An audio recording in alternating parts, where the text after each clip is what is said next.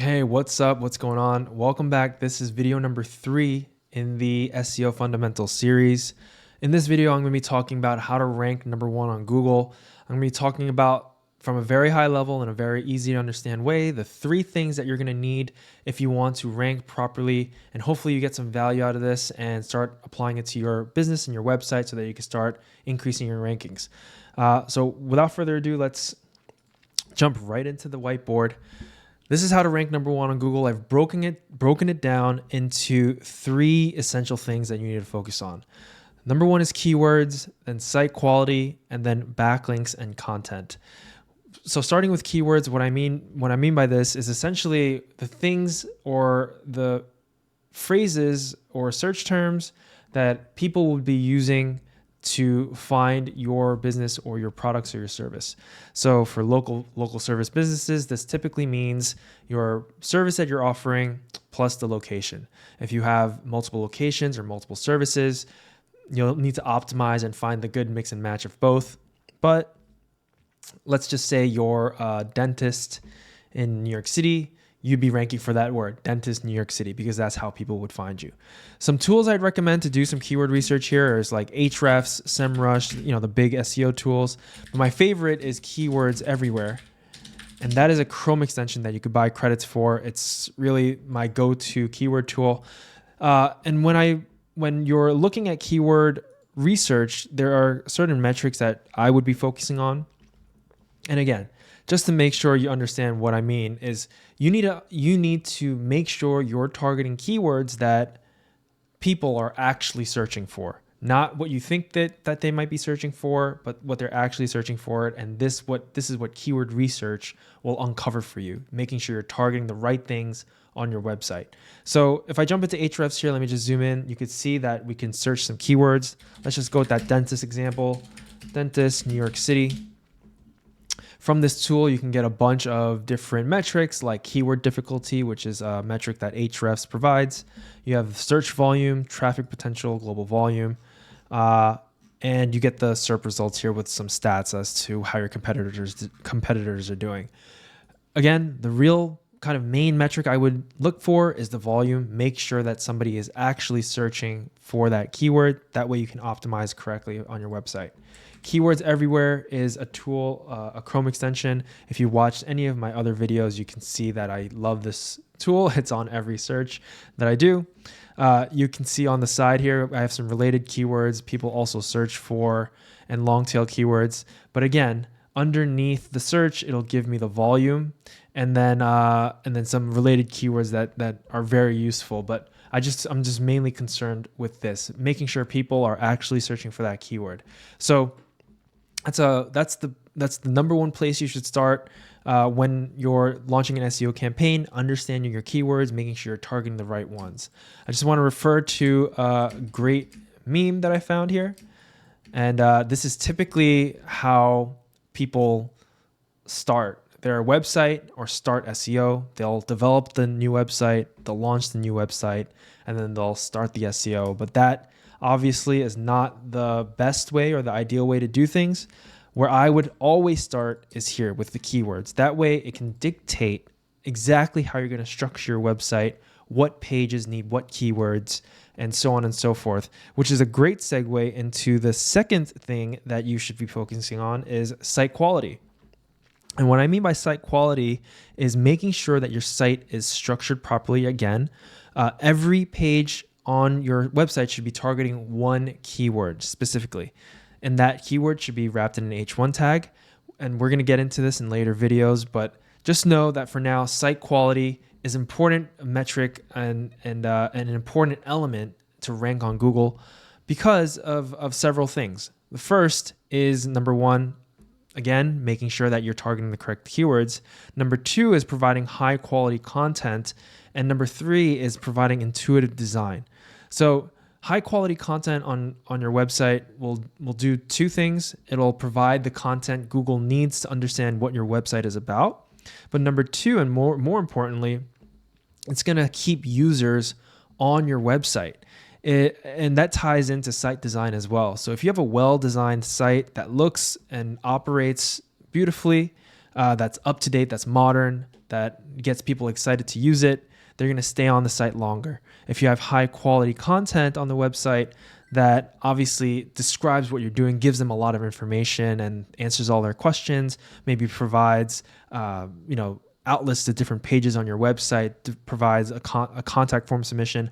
All of these actions are tracked on Google, including dwell time, how long somebody stays on your website. And those are all positive factors for Google. So if somebody comes onto your website because they search the right thing, they stay on your website for a long time, and they even take action like fill out a contact form to contact you, in the eyes of Google, what that means that you're probably a very good search result for that given query. And again, I want to go back to that thing that I said on the first video.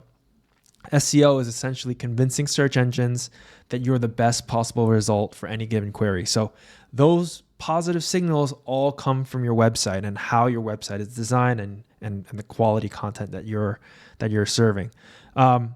Then after that, we're going to get into backlinks and content. And this portion here is probably the most hated, most unknown by a lot of people, but I'm going to try to break this down in a way that really makes sense to a lot of people. So backlinks are essentially when websites provide a link to your website. And how this came about, real quick, if this helps you understand, that's great. How this came about was through academia. This is what Google is basing their kind of structure on, their algorithm on. In academia, when you're writing a college paper, when you're writing a thesis, and you're making some kind of claim, you always need to back that claim up with a citation. And that citation, what that infers is that you're treating that source as an authoritative source. You're saying this person knows what they're talking about. I trust them, and therefore I'm going to use their research or use their information in my paper when I'm making some claims or when I'm researching something. That's essentially what a backlink is. It's just another link from a different website to your website. But what that infers and what that means to Google, what that shows to Google is that you are an authoritative source, that you're an expert. Another way to think about this is that, they're essentially votes of confidence. They're endorsements. If a lot of websites link back to your website and they're all saying, yeah, we trust this website, that is going to be a very positive signal to Google, and that's how you're going to rank higher. All right. Essentially, that's what backlinks are in a nutshell, if that makes sense. And one thing that you should really look for when building backlinks is relevance. All right. If you have, let me pull up this great meme here. So if you have a website in New York City dealing with dentistry and you're receiving, you're buying Fiverr links. We've all seen those Fiverr links. I'll build 1,000 links for you for like $50 or $100. If you're receiving links from websites that are not in your language, not in your location, not in your country, or dealing with things that are outside of your domain, like for instance, dentistry, if you're getting links from horse racing websites, it's going to be a detriment to your overall backlink profile. Your backlink profile is essentially a reference sheet of websites that are linking back to you. So if that reference sheet is all websites who are dealing with dentistry, oral health, oral hygiene, whatever the case is, if those are all relevant backlinks, Google is going to understand that you are a dentist. You are a reputable, authoritative dentist. So therefore, you should be ranking higher for any dentistry type keyword, dental keywords. That's what backlinks are. I just wanted to include this in here just so people watching this don't think, oh yeah, I need a lot of backlinks and go to Fiverr and just mess up their website. Don't do that. Don't do that. It's hard to recover from. You're gonna mess up your domain. Don't be doing that. All right. And then so the second thing is content. All right. Content also kind of plays into the same concept here of asserting your authority and demonstrating your authority and expertise to Google. Think about any other platform out there, TikTok, YouTube, where you're watching this now, Instagram, whatever the case is, you always need to feed the algorithm fresh content. active content. This indicates to the platform that you're active, and that's what Google wants. Again, it's a signal to Google that you are an active contributor for the platform. So instead of leading them to a website that might be old, stale, dead, hasn't gotten any updates in years, they're probably going to send you to a more updated, active, recent website that they know is going to provide high quality content. And what I mean by content is essentially informative blog posts or supplemental content on your website.